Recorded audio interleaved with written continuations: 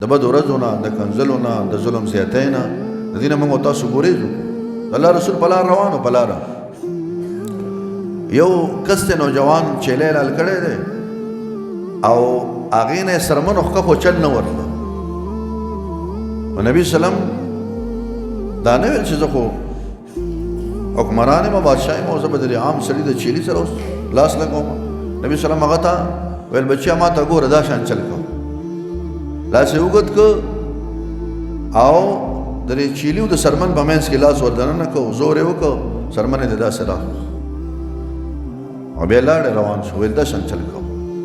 دا موږ او تاسو ته تعلیم دی. په لاره به روان یې، یو سړی به حاجتمند به وي، ګاډی به ورته خراب وي، موټرسایکل به یې خراب وي، تیل به نه وي، بل څه مسله به وي، ته به ودرېږې او څه به همدردي کوې، وایې به چې وروره څه خدمت دی، څه وکړم، دا طریقه داسې وکړه، دا داسې وکړه. ډېر خلک داسې شته د چا پروا نه ساتي.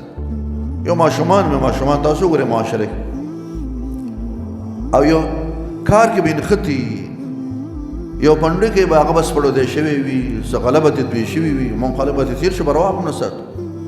نه، د بوډا، د ماشوم او د ځوان د هر چا خیال ساتل پکار دی. که په لار روان یو ګاډي والا ته ګاډی خراب شوی دی، ودرېږه، خپل نیت وکړه. کېدای شي صرف ستا سره یو بوتل اوبه او په هغه اوبو باندې د هغه د ګاډي کار کېږي، ګاډی ګرم شوی، الله به تعالی اجر درکړي.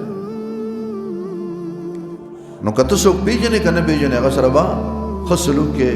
الله دې زموږ او ستاسو په زړونو کې د الله د رسول محبت پیدا کړي او د هغه نقش قدم باندې الله موږ او تاسو روان کړي او دغه